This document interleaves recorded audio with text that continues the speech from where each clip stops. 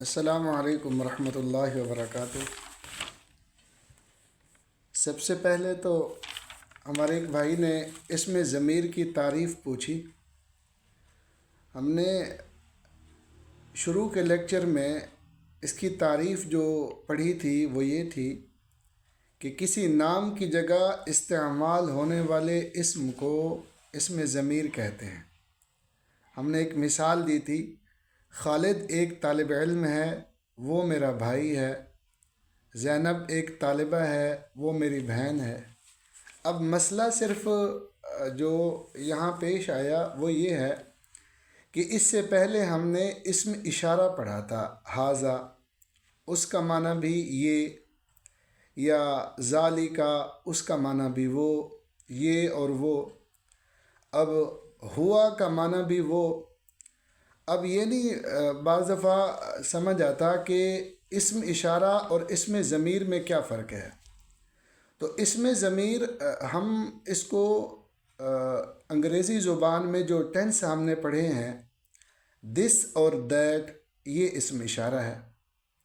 اور انگریزی زبان میں جب ہم ضمیروں کا استعمال پڑھتے ہیں، ہی، شی، یو، آئی، وی، یہ اسم ضمیر ہے۔ تو اسم اشارہ دس دیٹ اور اسم ضمیر ہی شی ہے۔ اور قرآن مقدس میں اکثر مقامات پر وہ ضمائر کا استعمال ہے۔ ہم عام روزمرہ زبان میں بھی دیکھیں تو ہم جس کا تذکرہ کرتے ہیں اس کا صرف ایک مرتبہ نام لیتے ہیں۔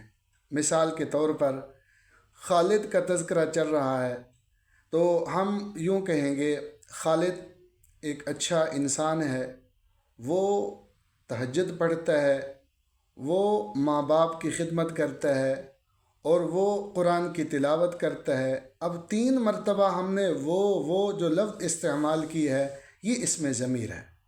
تو اسم ضمیر نون پرونون، جس طرح ہم نے نون اسم اور پرونون اسم ضمیر، تو اگر ہم اپنے اسی جو گرامر انگریزی میں پڑھی تھی اس حوالے سے دیکھیں تو انشاءاللہ یہ ہمیں اسم اشارہ اور اسم ضمیر میں فرق سمجھ آ جائے گا۔ دوسرا، ہمارے ایک بھائی نے جو بہت اچھی رائے دی کہ کل کا جو سبق ہے ہم اس کو تھوڑا آسان الفاظ میں اور آہستہ آہستہ دہرا لیں، تو ہم اس کی طرف آتے ہیں۔ ہم نے اسم ضمیر کے جو 14 لفظ پہلے پڑھے تھے، ہوا، ہما، ہم، ہیا، ہما، ہننا، انتا، انتما، انتم، انتی، انتما، انتنا، انا، نحنو، یہ تو بالکل واضح ہیں اور ان کے مطلب اور معنی بھی کافی حد تک ہمیں سمجھ آ گئے ہیں۔ مسئلہ اس وقت پیش آیا جب ہم نے اس کے ساتھ جو اور ضمیریں استعمال ہوتی ہیں اور شکل تبدیل ہوتی ہے، اس میں تھوڑا سا مسئلہ آیا کہ یہ کون سی ضمیر ہے۔ میں آپ حضرات کے سامنے اس بات کی وضاحت کر دوں، ہم کوشش کر رہے ہیں کہ گرامر میں ہم فی الحال آہستہ آہستہ الفاظ استعمال کریں یا قواعد بتائیں تاکہ جو سمجھ آ جائیں۔ ہم کلی طور پر وہ جو اول سے آخر تک قواعد ہیں وہ بتانے سے جو گریز کر رہے ہیں، اس کی وجہ یہ ہے کہ ہمیں سمجھ آ جائے۔ اردو زبان میں آپ حضرات نے دیکھا ہوگا ایک فاعل ہوتا ہے اور ایک مفعول ہوتا ہے۔ فاعل کام کرنے والے کو کہتے ہیں، مفعول جس پر کام واقع ہوا ہو۔ مثال کے طور پر ہم ایک مثال دیتے ہیں کہ زید نے عمر کو مارا، تو مارنا ایک فعل ہے۔ مارا کس نے؟ زید نے۔ کس کو مارا؟ عمر کو مارا۔ تو مارا زید نے عمر کو، تو مارا فعل، زید فاعل اور عمر مفعول۔ تو اردو کے ایک جملے میں فعل بھی ہے، فاعل بھی ہے، مفعول بھی ہے۔ تو جس طرح فاعل ہے اور مفعول ہے، اسی طرح زید کی جگہ بعض دفعہ ضمیر استعمال ہوتی ہے، یعنی وہ، اگر زید ایک نہ ہو مطلب دو ہوں تو پھر ہما. تو اسی طرح امر کی جگہ بھی ضمیر استعمال ہوگی.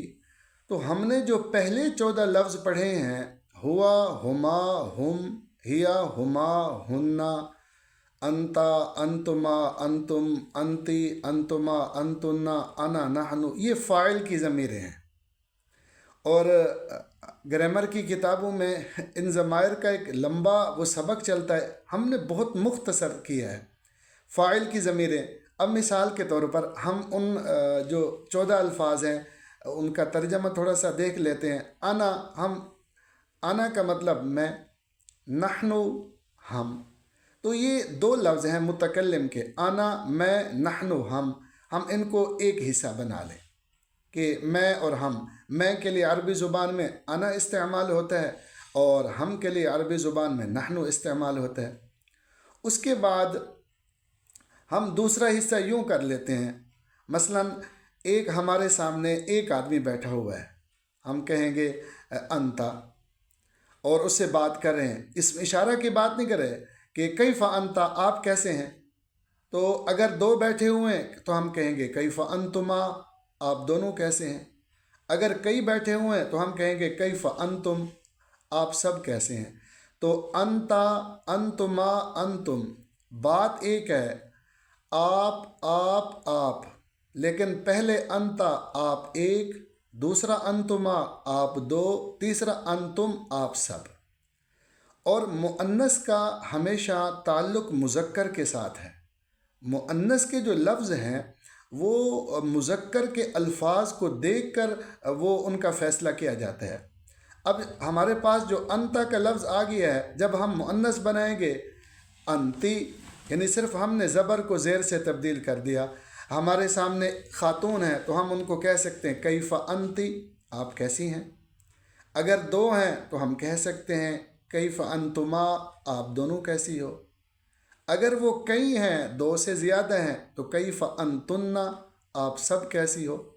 تو یہ تو انتا، انتما، انتم، انتی، انتما، انتنا اس وقت بولے جاتے ہیں جب ہمارے سامنے کوئی بیٹھا ہوا ہو، ایک ہو، دو ہوں، دو سے زیادہ ہوں، مرد ہوں تو انتا، انتما، انتم، اور عورتیں ہوں تو انتی، انتما، انتنا.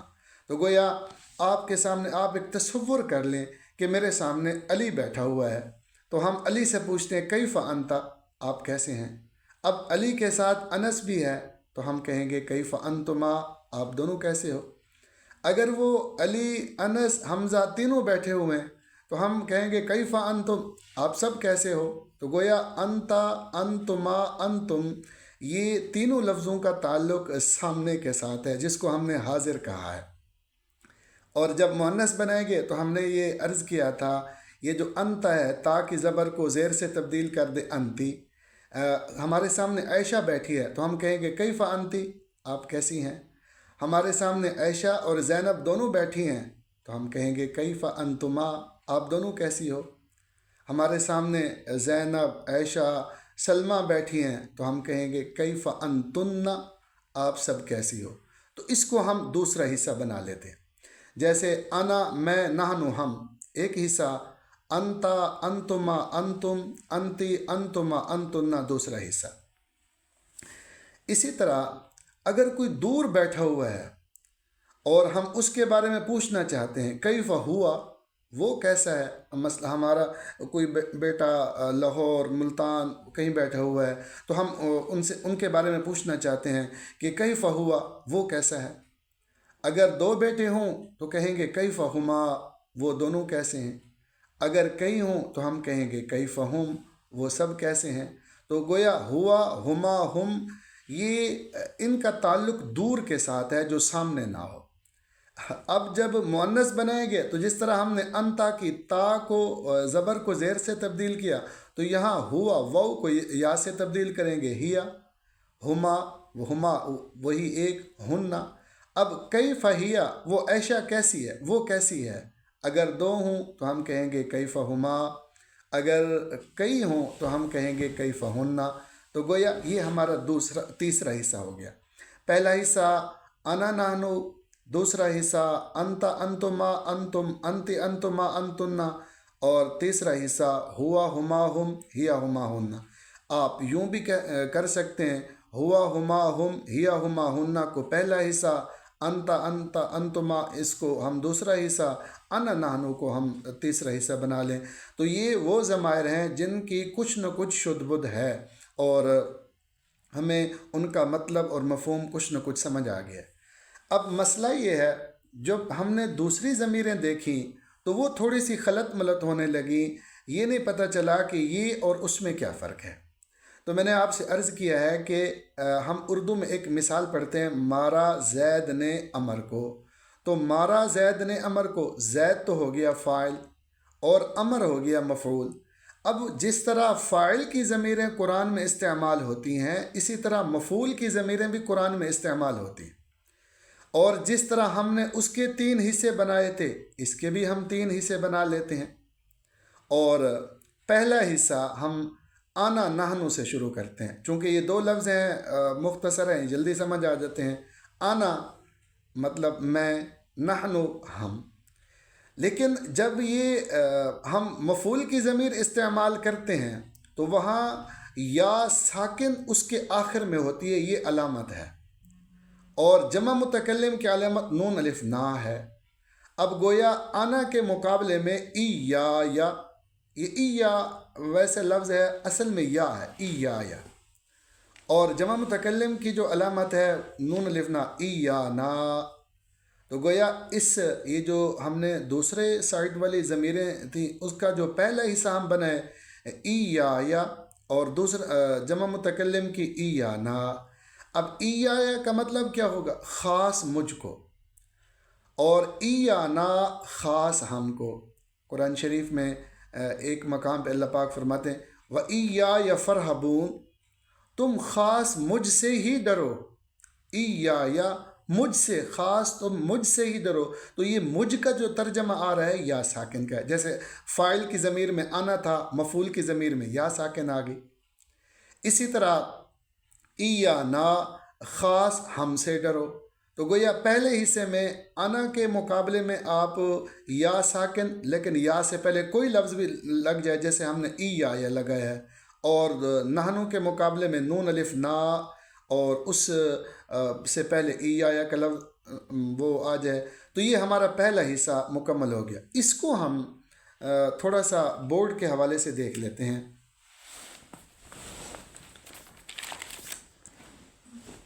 ہم نے ایک لفظ پڑھا تھا آنا، میں،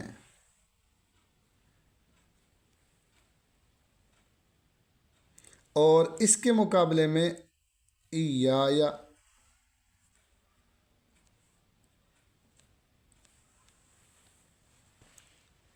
اور دوسرا لفظ ہم نے پڑھا تھا نحنو، اس کے مقابلے میں ای یا نا۔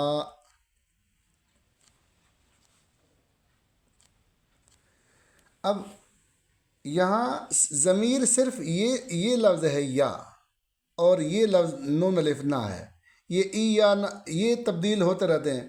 اگر صرف ہم لام لگا دیں لی، تب بھی یا ساکن ہے، اگر لنا لگا دیں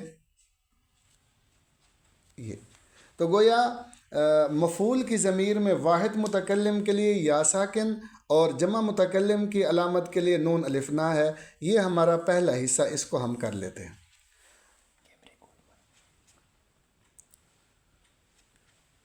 دوسرا حصہ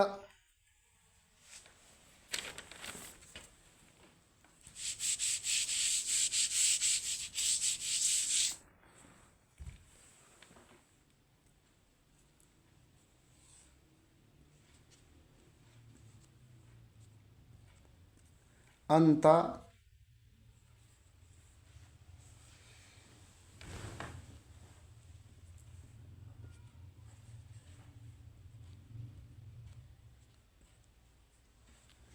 انتا، انتما، انتم۔ اب یہاں ہمارے پاس لفظ صرف کاف زبر کا ہے، کا، اس کے ساتھ نا ایا کا، جس طرح ہم نے پہلے ایا کا لگایا ہے، پھر ایا کما،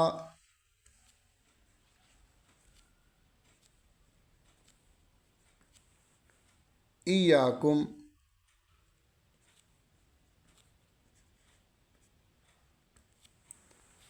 تو